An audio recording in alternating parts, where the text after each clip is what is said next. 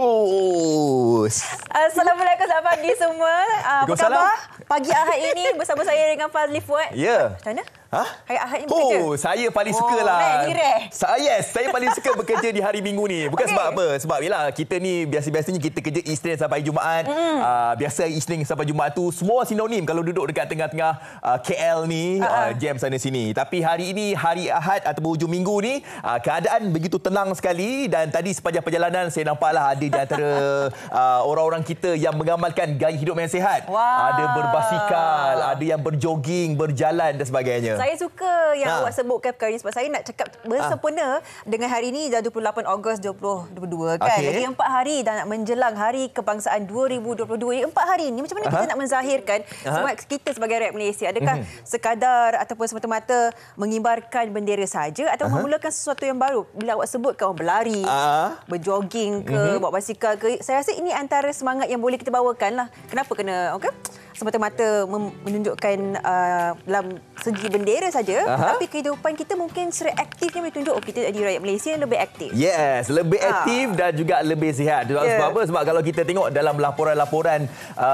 berdasarkan kesihatan, negara kita ni semakin hari semakin ramai yang dah pun berada ataupun akan ke fasa obesity. Ini dah borderline. Yes, borderline. Saya bukan bercakap untuk mereka juga. Untuk diri sendiri pun saya ingatkan jugalah kan. Untuk kita nak amalkan gaya hidup dan sebagainya. Okey, bercakap tentang untuk kita nak menyemarakkan Hari Kemerdekaan ini.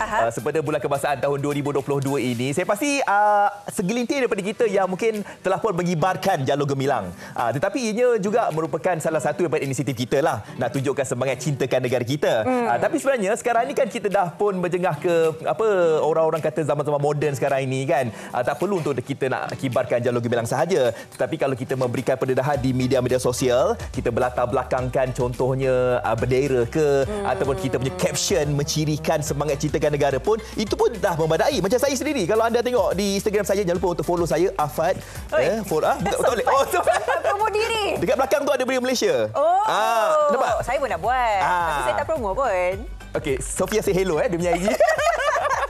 Apapun cara kita sendiri, kalau macam semudah-mudah kita tunjuk menampilkan bendera Malaysia, itu dah cukup memadai untuk kita saling mengingati yang sekarang ni dah lepas 2 tahun lebih ni, tak boleh nak meraihkan secara besar-besaran. Tahun ini lagi 4 hari, esok awak ke Raptai. Hari kebangsaan, betul tak? Saya buat surprise. Itulah sebab esok ni ramai akan berjumpa dengan Afad. Dia kongsikanlah cara mungkin upload gambar di media sosial kan. Masalahnya kita rakyat Malaysia bangga. Yes, betul, bangga kan. 28, 31 lebih kurang dalam 3 hari lagi kan. Saya sendiri pun dah tak sabar. Tadi Sophia pun dah cakap besok saya akan pergi ke Dataran Merdeka. Berkawat. Berkawat. Bersedia. Saya pernah berkawat tau. Nak cerita. Saya pernah mewakili salah satu daripada badan organisasi jugalah, menyertai perarakan sempena bulan kebangsaan itu. Zaman sekolah? Tak. Zaman dah besar. Zaman dah handsome macam ni. Zaman dah. Okey, zaman dah baru ni lah. Tak, dah 5-6 tahun lepas lah. 5-6 tahun lepas. Jadi baru ni bawa handsome. Jangan tengok gambar lama saya. Tiba-tiba. Okey, jadi waktu perarakan tu sebenarnya bukan saja saya ada satu semangat macam nak cakap macam bangganya saya dapat menjadi sebahagian daripada puluhan ribu orang yang menyertai pembarisan itu, tetapi dalam masa sama juga saya dapat melihat kawan-kawan saya dapat lihat perarakan-perarakan lain yang ada. Contohnya untuk tahun ini 2022 saya difahamkan ada perarakan kereta-kereta antik yang dibawa oleh selebriti-selebriti kita. Ada juga perarakan motor-motor besar. Dan sudah pastinya pertunjukan udara. Itu yang dinanti-nantikan. Pagi tadi ada perasan tak? Ada. Pasal dia penerbit kita sebut tadi dalam perjalanan ke tempat kerja ni, orang kata dah nampak pergerakan helikopter ni untuk menuju ke Raptai di Dataran Merdeka. Saya rasa ni yang dinantikan lah. Setiap tahun pun bila kita pertunjukan udara tu, nampak aset negara kita. Teringat. Waktu saya pembarisan tu, itu yang orang ni Pak Rakan, ni kepala ke atas. Itu pengalaman sebenar ya. Sebab dia punya bunyi jet. Masa awak berkawat tu? Mana boleh? Tak, masa tu kamera dah lepas lah. Dah ujung lah. Depan kamera je ya? Tapi itu tak yang viral ada budak kecil tu. Dia buat dia jalan ni. Dia macam Boleh lenggang je ni kan? Ada. Nantilah kita panggil budak tu nanti lah. Kan? Best tu. Apa salahnya?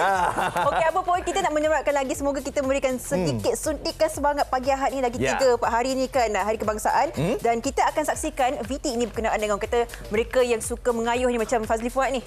Yang walaupun dah lama tak berkayuh. Kita dapatkan inspirasi daripada 2 orang. Orang kata Otai. Otai, yes. Dia buat kayuhan merdeka ni. Daripada utara, dia pusing, dah pergi pantai timur, pergi selatan, dia dah naik atas balik dah. Jadi kita dah bersama dengan 2 orang individu ni. Saya rasa kalau sesiapa yang follow ni dah tahu dah. Sebab apa? Ini bukan kali pertama beliau ni kayuh. Betul. Jadi kita nak bersama dengan Cik Saad Nordin dan juga Encik Zaki Matnor bersama dengan misi kayuhan Basikal Merdeka. Assalamualaikum. Oi, cakap 2 orang tapi ramai. Dekat mana ni? Dekat mana sekarang ni? Sungai Petani? Sekarang duk ada dekat dataran Sungai Petani. Duk ada kat sana dah. Alhamdulillah sampai ini. Tu ramai-ramai siapa tu? Kenal kepada kami semua tu siapa tu? Sahabat dan penyokong-penyokong. Okey, ni penyokong-penyokong lah ni. Hari ni nak sambung kayuh ke? Kan dah selesai dah 2,500 kilometer. Tak puas lagi ke? Nak sambung ke mana lepas ni? Apa dia ulang balik? Lepas ni nak sambung kayuh. Sambung kayuh. Boleh cerita? Kita akan berakhir di Kuala Perlis. Akan bermula di Kedah, berakhir di Perlis.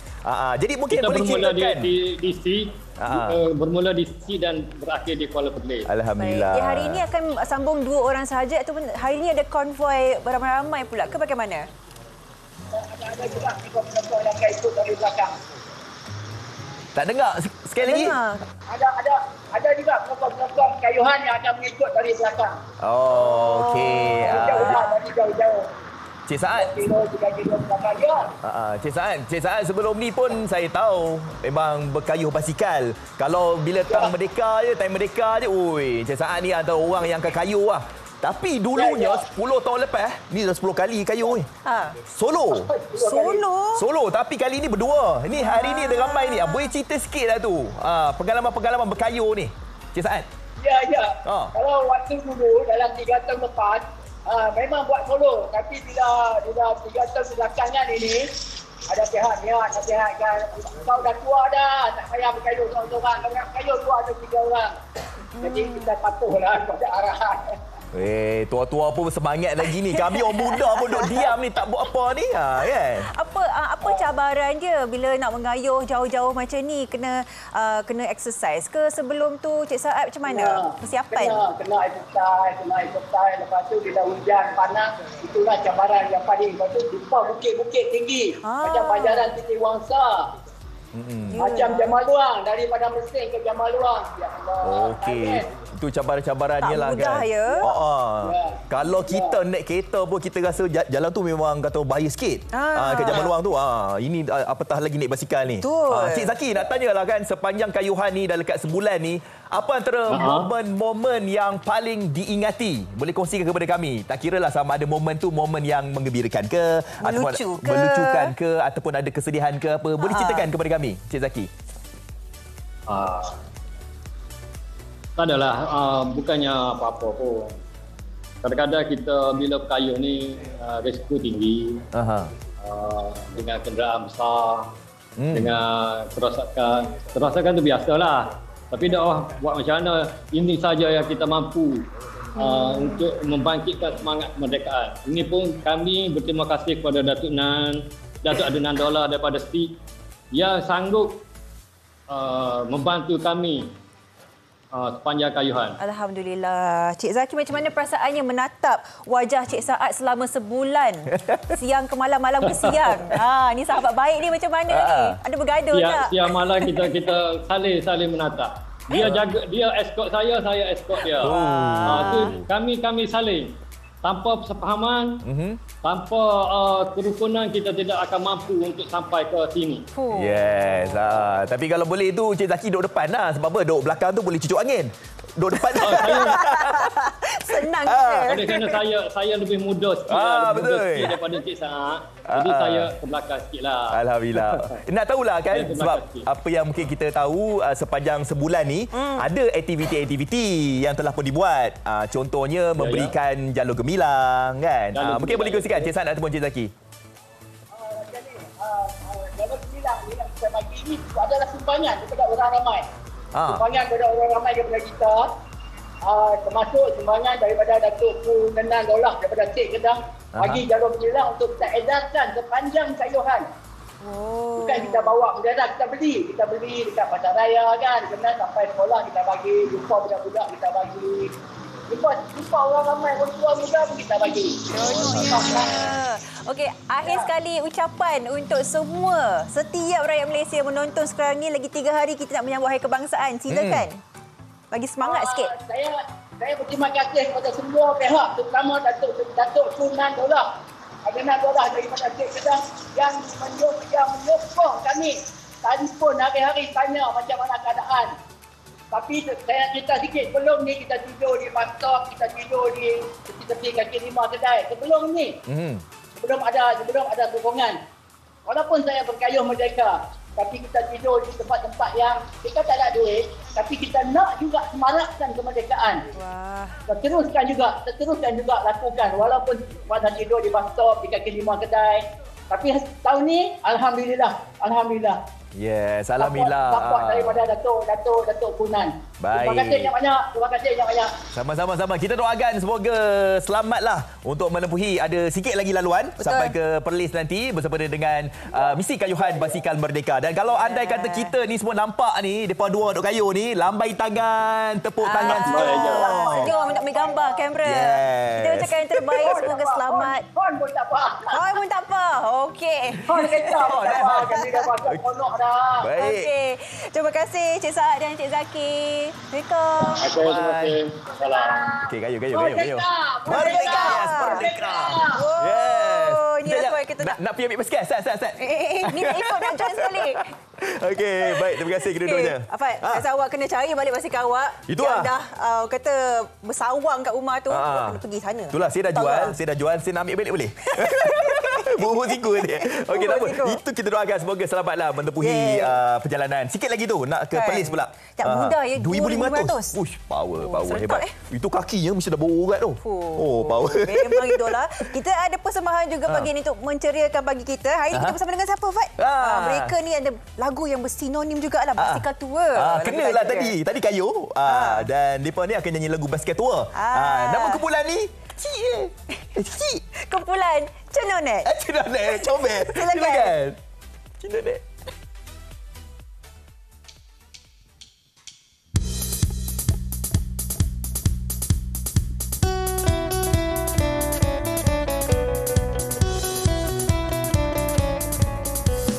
Riang hatiku badan bertuan, punya teman yang comel dan manja, berjanji akan selalu bersama, menemaniku sepanjang masa.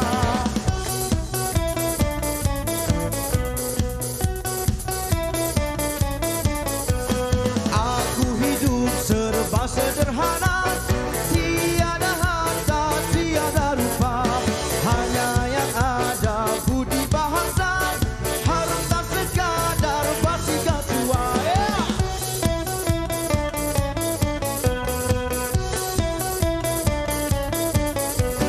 Orang biasa basikal tua. Orang biasa basikal tua.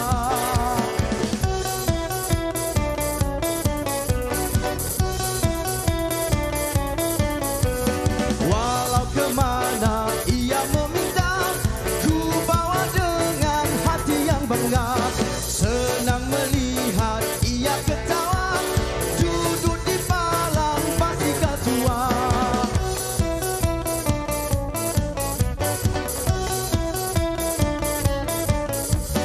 Biarpun hidup aku begini, berbasikal pada tiap hari, namun hatiku riang selalu, tiada hutan datang mengganggu.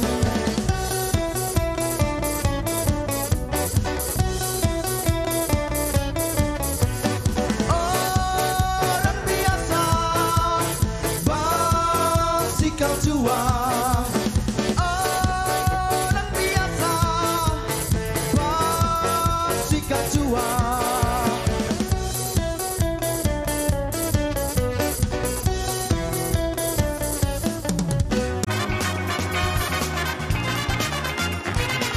terima kasih kepada anda semua yang masih lagi kekal tengok kami di Malaysia hari ini. Hari ini hujung minggu, hari Ahad. Diharapkan anda semua dapat bersantai-santailah bersama dengan keluarga tengok kami di Malaysia hari ini. Baiklah, sekarang ini kita nak kongsikan kepada anda berkaitan dengan untuk anda yang mungkin bercadang nak menginfakkan wang anda. Peluang infak dan wakaf untuk pembinaan Masjid Kota Warisan di Sepang, Selangor. Untuk itu, terus saja saya nak kenalkan kepada anda. Kalau siapa tengok tanya Ustaz pagi tadi, ada tahu dah siapa? Jadi kita terus saja bersama dengan Profesor Madya dan Dr. Muhammad Farid Rabi Abdullah, Duta Khas Pembinaan Masjid Kota Warisan Sepang, Selangor. Assalamualaikum Datuk. Terima kasih Datuk. Alhamdulillah Datuk, pagi ni memang kata orang tu apa, nak kongsikan satu perkara yang dapat memberikan manfaat kepada semua orang. Jadi kita nak kongsikanlah berkaitan dengan Masjid Kota Warisan Sepang, Selangor ni. Mungkin boleh kongsikan. Terima kasih para penonton yang saya kasih sekalian. Ini adalah satu peluang untuk para penonton dan juga siapa saja di luar sana untuk berinfak bagi pembinaan Masjid Kota Warisan Sepang, Selangor. So bagi badan-badan korporat, bagi orang yang nak berinfak, bagi orang yang nak berwakaf, inilah peluang yang disediakan. Masjid Kota Warisan ini adalah satu gagasan baru bagi tujuan pembinaan. Masjid ni akan menelan kos sebanyak 25 juta, berlokasi di Kota Warisan Sepang, Selangor. Kawasan yang telah tanah yang telah kita dapat 3.03 ekar. Dia memenuhi kriteria yang telah ditetapkan oleh Jabatan Agama Islam Selangor, dan kita juga telah dapat kelulusan Jabatan Agama Islam Selangor, dan infak itu juga akan disalurkan melalui Perbadanan Wakaf Selangor. Tujuannya untuk dapat pengecualian cukai 25 juta. Semalam saya buat satu pelancaran. Pelancaran saya di Kota Warisan adalah sekarang saya ada 12,000 unit rumah yang sudah dihuni di Kota Warisan. Setiap satu rumah saya sasarkan RM1,000. Every single house RM1,000 infak sebagai komitmen dia untuk membina sebuah masjid di kawasan dia sendiri yang akan menjadi pusat komuniti. So 12,000 rumah saya dapat 12 juta. Betul atau tidak? Betul. So 12 juta itu dari sudut sumbangan penduduk Korea, dan sumbangan-sumbangan lain masuk. Saya rasa tahun depan kita dah boleh. Dalam 1 tahun, saya punya target kita dah boleh pacat tiang bina masjid tu. Alhamdulillah. Itu untuk karya masjid saja 12 juta tu kan. Jadi kalau anda yang lihat kami di Malaysia hari ini ramai daripada Sabah, Sarawak dan sebagainya, mungkin boleh infakkan wang anda itu. Okey, tadi Datuk dah kongsikan 25 juta kos untuk membina masjid ini. Jadi sekarang ini dah berapa banyak kutipan yang telah pun dapat, Datuk? Daripada bulan Jun, Julai, ini bulan Ogos kan? Kita dah capai 500,000 lebih. Okey. Very speed, laju. Laju maksudnya kita punya kutipan itu memang sangat memberangsangkan. Semalam ada seorang makcik hantar 15,000. Ui, alhamdulillah. Tahu makcik itu duduk flat. Ya. Dia bukan duduk banglo, duduk flat. Saya rasa sangat terharu dan rasa macam masya-Allah dia begitu pantas menerima satu peluang yang ditawarkan dalam bentuk infak dan juga untuk bina masjid. Okey, baik Datuk. Kita mungkin boleh lihat dekat sini. Seorang makcik itu yang duduk dekat rumah flat boleh derma RM15,000. Okey, jadi kita ni yang mungkin kata orang tu yang mempunyai kewangan yang lebih ini, mungkin kita masih belum lagi terbuka untuk nak infakkan wang kita itu. Mungkin boleh kongsikan apa kebaikan infak untuk kita berdermakan kepada pembinaan masjid ni? Dia infak ni dalam Al-Quran Allah Subhanahu Wa Taala sebut seperti orang yang menanam sebiji padi. Tanam sebiji padi keluar 7 tangkai. Setiap tangkai ada 100 biji padi. So RM1 you infak, you dapat RM700. Itu kalau RM1. Kalau RM1,000, RM100,000, RM10,000, mungkin lebih berganda daripada itu. Ini adalah peluang yang ditawarkan. Nabi sebut bahawa man bana baitan min buyutillah banallahu lahu baitan fil jannah. Siapa-siapa yang bina masjid atau rumah-rumah Allah di atas permukaan bumi ini, Allah akan bina untuk dia rumah-rumah yang indah, istana yang indah di akhirat kelak. So ini adalah salah satu saham. Saya lihat ini adalah salah satu keperluan bagi komuniti masyarakat Islam. Nabi sebut kalau kamu lihat ada orang ulang-alik ke masjid, bersaksilah bahawa dia itu ahli syurga. Masjid tak ada. Jadi bila ada masjid, kita akan dapat lihat watak-watak orang beriman itu akan wujud. Dia bukan sekadar masjid saja, dia akan ada kompleks kompleks masyarakat yang memuatkan 500 orang, dan kita akan buat sekolah kafah sebelah tu. 1,500 orang pelajar boleh belajar. Sekarang pelajar-pelajar di situ belajar di rumah ataupun di rumah kedai.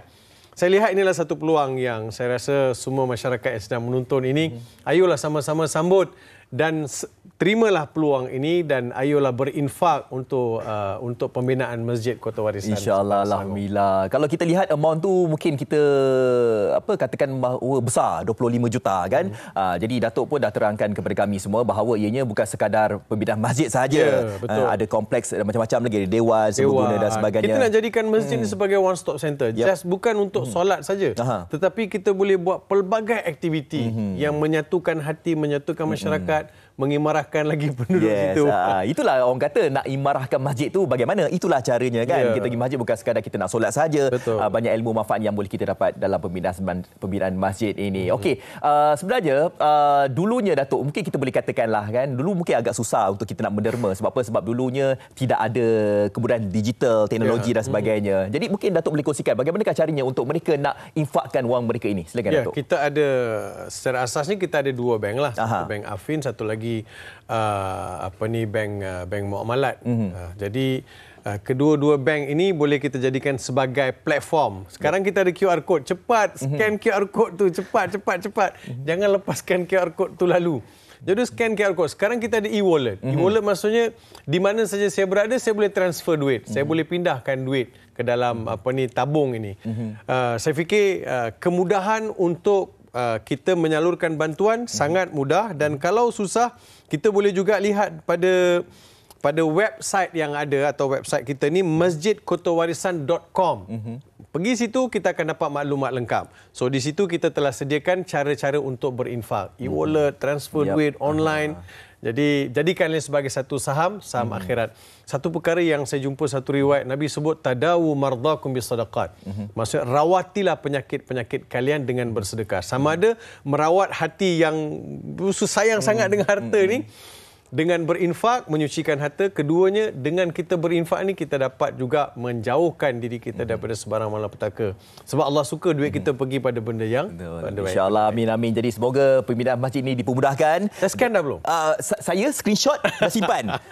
Lepas siaran saya akan ada insyaAllah. Dan saya harapkan anda bukan saja macam saya seorang. Anda yang mana mungkin tak sempat nak infak dan sebagainya, screenshot dulu. Lepas tu boleh share dekat grup WhatsApp dan sebagainya. Ramai yang kita boleh tengok balik. Betul. Okey, baik, terima kasih Datuk. Sama-sama kembali. Okey, baik, kepada anda semua jangan lupa untuk anda dermakan wang anda itu kepada pembinaan Masjid Kota Warisan Sepang Selangor. Okey, kita nak berhenti berehat dan selepas ini kita nak bercakap tentang gemas. Gemas apa yang kita tahu? Ada nasi ayam gemas dan sebagainya. Tapi tahukah anda ada sejarah di gemas? Nak tahu apa dia? Tengok kami di Malaysia Hari Ini selepas ini.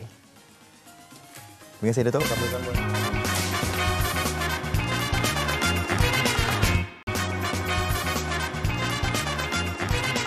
Masih menghidupkan pagi anda di Malaysia Hari Ini. Pagi Ahad ni bersama saya dan juga Afad. Afad dah sampai ke Gemas. Dah. Dah makan nasi ayam. Nasi ayam. Tapi ramai yang tak tahu sebenarnya Gemas ni adalah orang kata kota yang bersejarah. Betul. Kenapa? Kenapa? Sebab apa? Dulunya kalau kita nak pergi ke mana-mana kan kita harus menggunakan kereta api. Dulu kan? Dulu nak pergi mana-mana, nak pergi ke selatan ke, pantai barat, pantai timur, utara dan sebagainya. Jadi Gemas tu stesen kita nak pergi ke mana-mana itulah. Kena kat situlah. Daripada situlah kita boleh bergerak. Itulah tempat orang kata pusat transitnya zaman dulu. Okey, tapi sekarang ni dijadikan sebagai orang kata museum. Betul. Dibina pada tahun 1906. Jadi sekarang ni masih lagi ada tinggal sejarah yang ada dekat sana lah. Jadi kami bawakan untuk anda ni kru kami ni, wartawan kami ni. Tapi lama ni. Jom kita saksikan. Okey, silakan Afiq.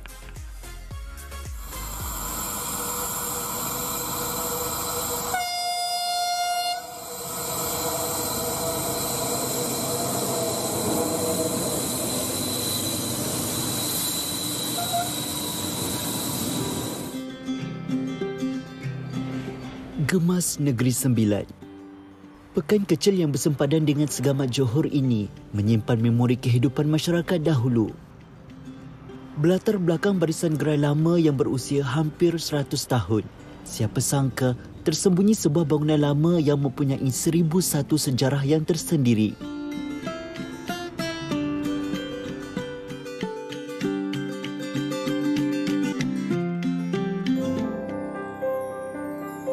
Stesen kereta api Gemas dibina pada tahun 1906 antara kawasan tumpuan penduduk setempat yang cukup popular suatu ketika dahulu. Sinonim sebagai pekan kereta api, stesen ini menjadi titik pertemuan yang menghubungkan laluan kereta api dari barat, timur, utara dan selatan semenanjung Malaysia.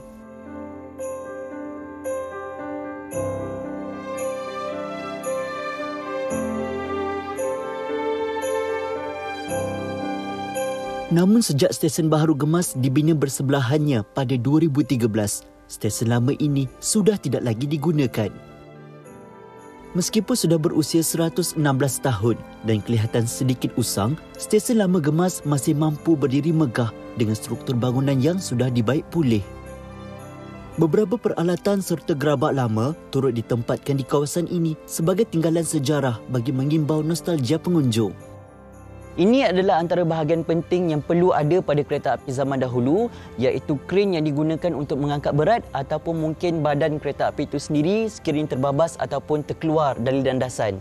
Dan apa yang membuatkan saya cukup kagum adalah kerana saya difahamkan kren ini memerlukan tenaga yang cukup banyak bagi menggerakkan bahagian ini dan menarik tali sawat tersebut bagi mengangkat beban. Semuanya dilakukan secara manual menggunakan tangan. Basri Abu Bakar, individu yang pernah berkhidmat di stesen kereta api lama Gemas. Menurutnya, dahulu orang ramai terpaksa bersesak untuk membeli tiket secara manual. Cabaran berurusan dengan 1001 ragam manusia memberi pengalaman manis buat Basri kerana mendidik dirinya untuk bersabar dalam apa jua keadaan.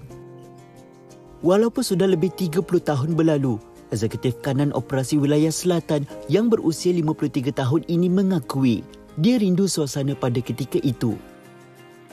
Ofis saya di sini dulu, mula-mula saya bertugas datang ke Kemas, saya gunakan ofis ini. Segala operasi pergerakan train pun saya aturkan melalui pejabat operasi ini.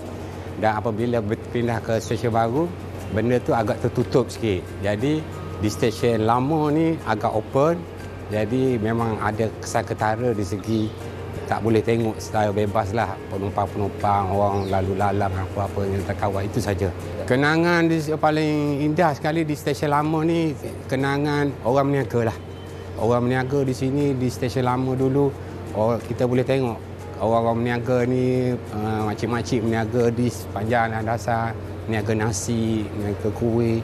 Orang tak naik kereta api pun datang ke sini untuk hadir untuk beli makanan, seronok dengan tengok suasana orang yang ramai yang tidak ramai walaupun orang tu tak naik kereta api, itulah. Jadi kenangan tu memang manis dan tak boleh dilupakanlah sampai bila-bila dan tak akan terjadi lagi lah.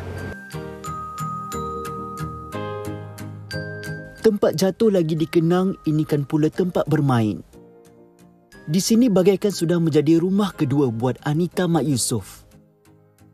Dia sering berulang-alik dari rumah ke stesen lama Gemas bagi membantu arwah ibunya menjual makanan seperti nasi lemak, bihun goreng dan kari pap sekitar tahun 1979.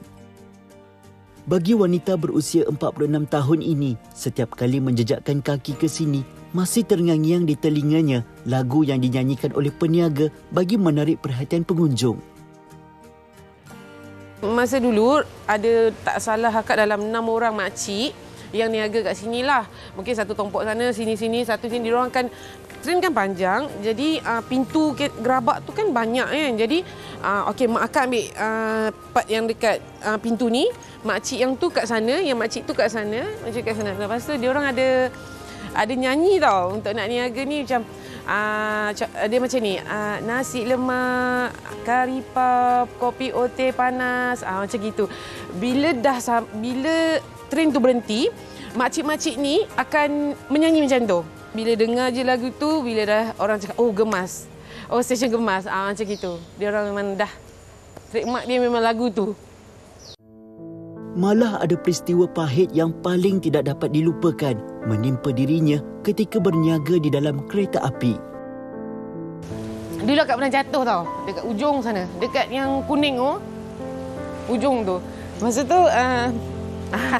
nak tolong mak, lepas tu kita macam meniaga, makanan terlalu banyak lagi tau, makanan banyak lagi. Lepas tu kita nak balik sayang kan. Lepas tu bila nak balik, kita sebenarnya kalau ikutkan tak boleh tau kita niaga atas train sebab lesen kita hanya menjaja di bawah je. Tapi disebabkan makanan tu banyak, akak terpaksa naik train.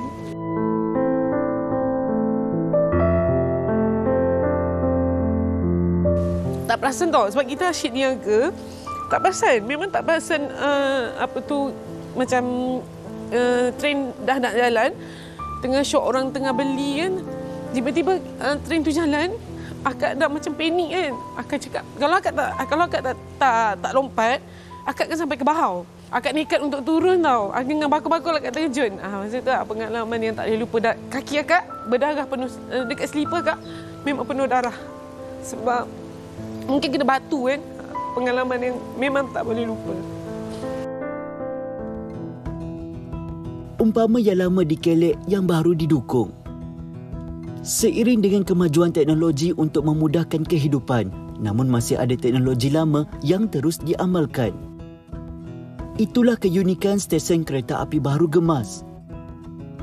Dilengkapi dengan teknologi moden yang memenuhi spesifikasi landasan kereta api laju, stesen ini menawarkan pelbagai jenis kemudahan kepada para penumpang. Namun sebahagian sistem masih mengekalkan cara tradisional, terutama bagi perjalanan kereta api ke Pantai Timur. Satu daripadanya ialah penggunaan radas token. Mula diperkenalkan sekitar tahun 1940-an, kunci token ialah kuasa bertolak yang diberi oleh master atau pengurus stesen untuk membenarkan sesebuah kereta api bergerak ke stesen lain.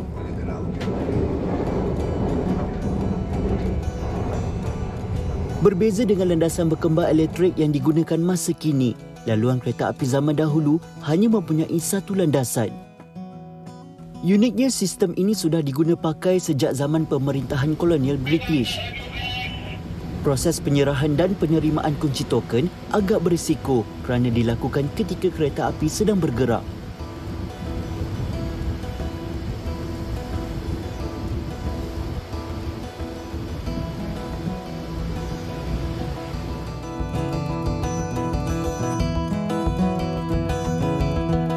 Kunci token tembaga yang diterima di stesen daripada pembantu pemandu akan dimasukkan ke dalam radas token berwarna merah bagi menandakan landasan sudah bebas untuk perjalanan sesebuah kereta api ke stesen seterusnya.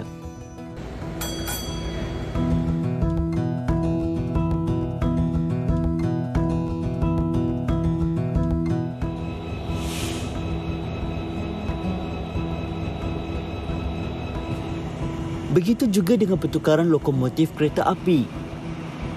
Berbeza dengan penggunaan turntable di Tumpat Kelantan, pertukaran arah lokomotif dilakukan secara manual di stesen ini. Pada awalnya, kru teknikal akan memisahkan kepala kereta api dari gerabah atau bahagian badan. Kemudian, bahagian kepala akan dipandu mengikut landasan kereta api sehingga ke satu checkpoint tertentu. Pemandu kereta api akan turun dan berpindah ke bahagian belakang sebelum memandu kereta api ke arah yang bertentangan. Kemudian, barulah kereta api akan disambungkan semula dengan gerabak di arah yang berlawanan dengan tempat asal.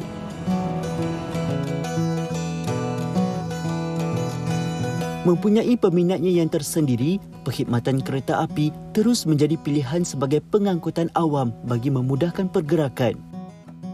Meskipun sudah lama berlalu, memori yang tercipta di stesen lama Gemas ini akan terus dikenang oleh masyarakat sekitarnya. Bahkan usaha untuk menghidupkan semula stesen lama ini untuk dijadikan sebuah muzium wajar diberi pujian. Ini bagi memastikan nilai sejarah dapat diwarisi oleh generasi yang akan datang.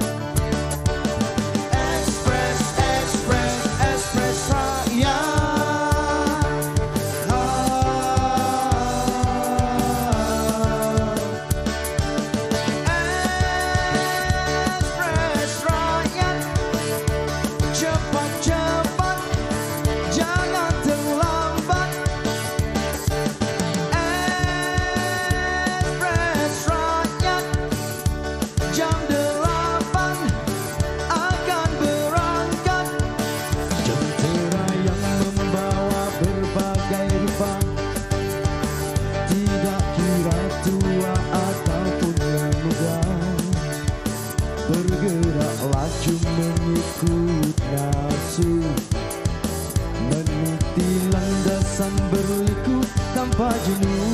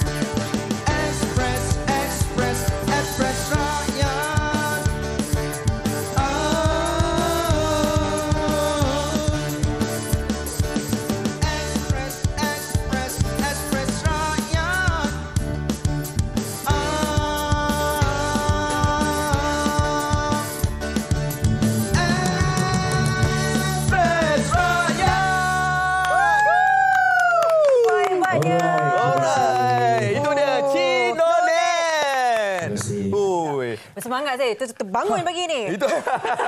Baik. Itu dia Express Rakyat. Lagu yang dinyanyikan oleh kumpulan kembara Dr. M. Nasir tapi dinyanyikan oleh Cinonet. Cinonet ni dari Melaka. Dari Melaka. Yes, orang Melaka tengok ni semua ni. Ui, sepedas. Nampak memang dah lama ke kumpulan Cinonet ni sebab rasa macam serasi sangat dengan muzik, dengan nyanyian abang. Kita dah bermula pada tahun 2014 lagi sampai sekarang dan kita terdiri daripada inilah saya punya Kenalkan. Okey, di sebelah kiri saya selaku pemain gitar utama dan juga rhythm gitaris kita iaitu saudara Faiz. Okey, Faiz. Alright. Okey, dan di sebelah belakang sana kan ni kita panggil kaki pukul. Nama pentas dia Kaduk. Alright. Dan saya punya band leader dia saudara Haikal main bass. Ya, dan kita ada 3 orang lagi penyanyi. Awak? Saya Kai sebagai penyanyi lelaki. Kita ada 2 penyanyi lelaki dan seorang penyanyi wanita. Dan di mana kami di sini memainkan pelbagai genre muzik mengikut pada permintaan para pelanggan sendiri. Okey, jadi pelanggan hari ni MHI. Pelanggan kita lah. Kita request klasik. Request klasik hari ni. Klasik. So that's why kita ikut tema semua tahun 90-an ke bawah. Okey, tapi bukan klasik sajalah. Bukan klasik lah. Kita pelbagai kan sebenarnya. Pelbagai lah. Ya, betul. Sofia tanya. Dia tanya, kenapa nama Cinonet? Kalau nak tahu kenapa nama Cinonet, kita tanya dengan saya punya band leader saya. Okey bang. Panjang sejarah dia, tapi kita pendek kan? Seminit lagi. Pendek ya. Cinonet tu dulu kita ni kecil-kecil je. Sekarang ada umur makin meningkat, dia besar. Kalau tukar nama Cinonet tu, dah Zali bagi kami lah. Tu lah. Okey. Senang orang ingat, betul tak? Betul. Kebiasaannya bila basking dan sekian lama ni, apa antara lagu-lagu yang diminati dan orang kata di request lah oleh para penonton semua? Okey, kebanyakannya yang diminta oleh para penonton adalah lagu-lagu yang trending. Yang trending, contoh macam lagu Tiara yang sekarang ni trending dekat YouTube, dekat TikTok dan sebagainya kan. Dan di mana kita juga banyak request lagu-lagu macam dandut, koplo. Yang daripada Indonesia tu, dia bawa ke Malaysia, banyak yang request lagu yang macam tu. Yes. Dan banyak lagi genre-genre mengikut pada saya katalah, mengikut pada keadaan atau situasi. Yes. Macam tu. Dan genre favourite genre ni apa? Kita macam biasa, dandut. Yes. Nak dengar sikit boleh? Sikit. Untuk Pagi-pagi membuktikan kita yang dangdut sikit. Cinonet ni bukan sekadar boleh nyanyi lagu lama, boleh dandut, multitasking. multitask. Okey, jom. Talented. Kita cuba Sebab saya dah ready aku ready. Okey. Nak dandut? Kamera, zoom. Okey. Alright, kita cuba. Okey. Lagu apa gaya lagu dandut? Kan. Stand by. Hanya dia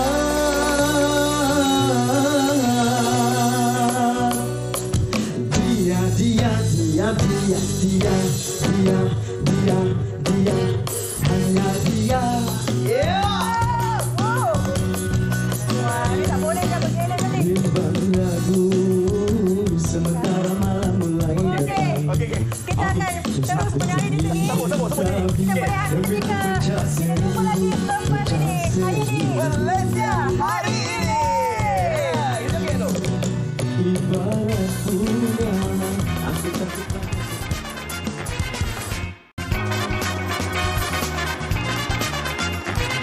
Oh, masih menemani pagi anda. Baru settle berdangdut. Kita terus sekarang ini bersembang pula. Ini antara produk yang perlu anda ketahui, Nurfella Beauty. Apa yang terkini, apa yang terbaru di pasaran, kita terus bersama dengan Puan Nurmala Sabdon dan Puan Atikah Ghazali, usahawan wanita yang cukup jelita dari Nurfella Beauty. Assalamualaikum. Terima kasih meluangkan pagi Ahad ni ya ke MHI ni. Mungkin nak kongsikan bersama penonton apa umur, mungkin kita dah tanya kan, umur yang paling muda lah. Seawal mana bila kita mulakan menggunakan produk NB ini? Okey, bismillahirrahmanirrahim. Assalamualaikum. Okey, apa yang bestnya tentang produk Nurfella Beauty ni, seawal umur 13 tahun dah boleh pakai. 13 tahun? Yes. Wow. Seawal 13 tahun, peringkat remaja dah boleh pakai produk Nurfella Beauty ni. Peringkat awal remaja kita bagi, sebab kita tahu budak-budak awal remaja ni dia dah excited nak try macam-macam produk, betul. So kita hasilkan produk natural base ni untuk seawal remaja boleh guna. Inilah penjagaan kulit kena jaga dari awal. Bukan dah dewasa baru nak jaga dah lambat kan? Betul. Dan antara perbezaan NB serum produk ni daripada jenama-jenama yang lain di pasaran.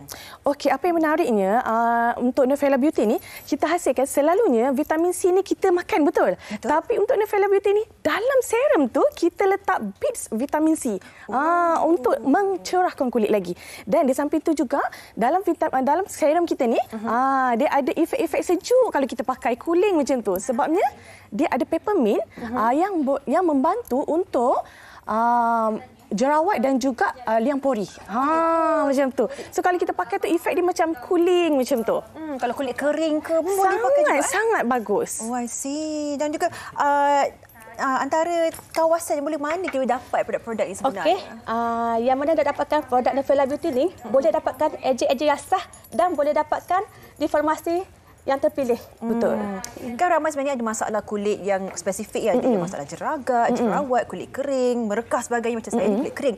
Jadi adakah terdapatnya orang kata jenis-jenis produk tertentu dalam MB ni untuk masalah tertentu? Okey, betul Sofia. Kalau dalam MB ni kita ada 1 kilo item yang dia mampu untuk membantu dan merawat masalah macam jerawat, jeragat dan juga parut-parut. Kita tahu nowadays memang ramai yang macam bila dah jerawat dia akan ada kesam parut, betul tak?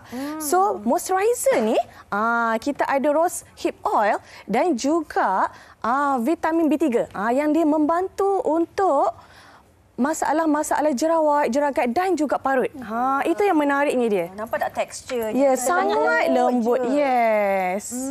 Dan ini dipakai siang dan malam lah. Betul. Okey. Dan seawal berapa lama ni berdasarkan pengalaman puan berdua ni, seawal berapa hari atau berapa minggu untuk nampak orang kata efek kesan penggunaan produk NB ni? Okey, kita tahu produk-produk daripada Nurfella Beauty ni natural base. Okey, untuk natural base ni kita tak akan nampak seawal yang secepatnya mungkin, Sofia.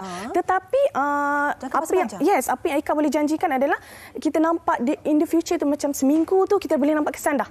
Macam parut-parut tu dia makin pudar-pudar dah. Macam tu. Tadi sebutkan seawal usia 13-14 tahun, 13 tahun boleh mula. Untuk lelaki boleh pakai juga kan? Boleh, Sofia. Wah. Dan antara orang kata pencapaian lah Puan Nurmala sendiri selama 4 tahun bersama dengan Novella Beauty ni mungkin kongsikan. Alhamdulillah pencapaian saya dengan Novella Beauty hampir 4 tahun. Macam-macam impian saya dapat. Saya dapat membina rumah, saya dapat membeli kereta idaman, saya dapat membeli emas dan saya dapat saving. Wah, mengubah kehidupan itu kan. Ya, Puan Atikah pula antara pengalaman manis dengan Novella Beauty. Banyak. Kalau nak disusunkan pengalaman manis itu saya rasa terlalu banyak. Sebab Novella Beauty ni kita tahu dia lebih kepada nak memberi peluang kepada usahawan-usahawan kat luar sana. So kita tahu dengan berniaga dengan Novella Beauty ni, you boleh spend more untuk diri sendiri tu. You boleh generate income and everything. Ya, inilah cara kita sebagai wanita menjaga diri kita sendiri. Betul. Ada kerjaya, orang kata ada kepuasan itu. Dan ada tak apa-apa yang special, istimewa untuk para penonton MHI? Of course lah. Okay, untuk hari ini saja, yang specialnya Ika bagikan, untuk hari ini saja kita akan bagi set combo dengan potongan harga. Untuk hari ini saja. Okey, kalau Sofia nampak untuk dua ni, untuk dua item ni sebenarnya harga asal dia adalah RM65. Tetapi hari ini saja kita bagi RM60. Kita potong lagi RM5, Sofia. Untuk pengguna-pengguna kat luar sana, untuk Novella Beauty lover, hari ini you all boleh dapatkan dekat mana-mana ejensa dan juga dengan harga RM60 saja. Ini adalah satu set lah. Yes, satu set. Dan ini adalah orang kata set basic ke macam mana ni? Set basic. Tapi kita ada satu lagi cleanser. Kalau nak set complete tu kita ada cleanser lah. You boleh add on lah. Okey, mungkin dalam masa 1 minit setengah ni kan boleh kongsikanlah antara orang kata kebaikan penggunaan produk ini kepada para penonton semua untuk mereka memastikan mereka boleh yakin menggunakan produk Novella Beauty. Okey, untuk produk Novella Beauty ni kita tahu dia bukan calang-calang produk. Kenapa? Sebabnya kita ada lab test, kita tahu kita diakui, kita ada KKM. Sebab tu dia boleh approve dalam farmasi. Sebabnya bukan semua produk yang boleh simply masuk farmasi. Sebab tu kita percaya produk ni mampu dan untuk membantu masalah-masalah kulit yang ada sekarang. Baik. Okey, itu yang satu statement yang cukup kuat ya. Dah ada lab test, dah ada memastikan setiap bahan digunakan dalam Novella Beauty punya produk ni adalah boleh kita cakap yakin 100%. Dan 1 minit yang terakhir inilah dengan promosi RM60 saja. Serum dan moisturizer. Hari ini saja. Hari ini saja. Hari ini saja. Siapa yang tak boleh terugi? Ada nombor kat TV tu, call sekarang juga. Akhir sekali lah mungkin nak kongsikan sedikit secara ringkasnya pengalaman Puan sendiri menggunakan produk ini untuk kita meyakinkan lagi para penonton MHI. Asalnya 4 tahun yang lepas saya hanya pengguna sahaja. Okey. Lepas muka saya banyak berubah, barulah saya menjadi ejen. Puan Atikah pula pesanan terakhirlah untuk para penonton hari ini. Okey, Ika sendiri pun dulu memang seorang yang memang ada masalah kulit. Ika memang breakout yang sangat teruk. Ika try produk ni, that's why Ika jual. So Ika tahu produk yang orang kata natural base ni dia akan menjanjikan sesuatu yang sangat baik untuk merawat kulit dan juga membantu masalah kulit. Nampak tak kedua-dua puan ini menggunakan produk ini, yang sebab itulah yakinnya mereka berada di sini untuk memastikan anda juga memulakan perjalanan dengan orang kata penjagaan kulit yang sebaiknya bersama dengan Novella Beauty. Terima kasih kita ucapkan kepada Puan Nurmala Sabdon dan juga Puan Atikah Ghazali Sudi meluangkan masa bersama kita pagi ini. Kakak cantik. Terima kasih. Okey, kita akan berehat. Tak ada berehat. Kita terus dengan Afad ni nak sambung dangdut. Silakan Afad. Tak. Saya dapatkan Novella nampak. Duta lupa. Okey. Baik, saya nak kongsikan kepada anda berkaitan dengan Hari Kebangsaan ini. Sudah pastinya di TV3 ada satu drama pendek khas untuk anda semua bersempena dengan Hari Kebangsaan 2022 ini. Kempen Bebas Bersama. Jadi kita harapkan anda dapat ikuti perjalanan 3 sekawan. 3 sekawan ni bukannya kayu manis, bunga lawang ataupun buah pelaga tapi drama pendek ini yang mana dilakonkan oleh 3 sekawan cilik, Faiz, Ah Chong dan Danush, yang berkumpul untuk menyambut Hari Kebangsaan di kampung mereka. Setelah mengatur sebuah rancangan dan juga nakal demi kebebasan mutlak, berlakunya huru-hara di kampung tersebut apabila 3 sekawan ini cuba memperbetulkan segala-galanya sebelum tiba hari yang bermakna itu. Lakonan sudah pastinya daripada Datuk Rahim Razali, Khazar Saisi, Reza Rosli, Sherry Ibrahim dan Mandy Chong. Okey, jadi itu dia #Bebas Bersama. Saya suka tahu Fat bila kita menonton filem-filem macam ni kan, yang menunjuk ke pelbagaian bangsa dan cara kita jadi sebati sebagai rakyat Malaysia ni antara yang perlu kita raikanlah bersempena dengan Hari Kebangsaan 2022. Betul. Jangan lupa 31 Ogos nanti jam 9 malam di TV3. Betul. Okey. Dan esok kita akan bawakan Afad, kepada kaca TV anda untuk raptai penuh yang berkawal esok ya, sempena dengan pembarisan sambutan Hari Kebangsaan 2022. Yes, kita jumpa esok dan rakan apa pengisian yang kami bawa hari ini dapat memberikan anda semua manfaat dan kita akan tutup Malaysia Hari ini pada hari Ahad ini dengan persembahan daripada kumpulan Cinonet. Betul. Saya Sofiana Salihatan. Saya Afad. Jumpa lagi nanti. Assalamualaikum. Bye-bye.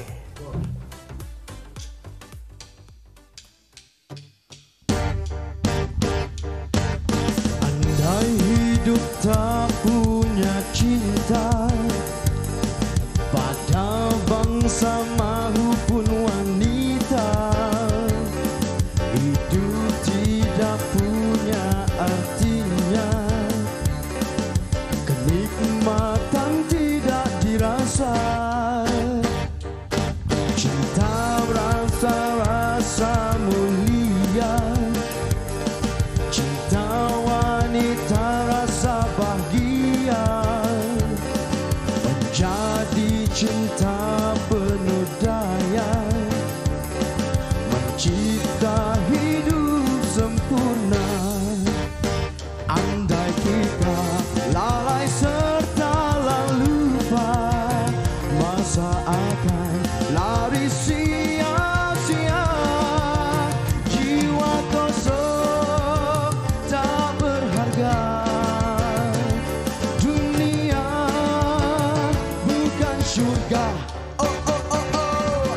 Oleh itu mari kawanku, berpimpin tangan berganding bahu, segera capai cita yang satu.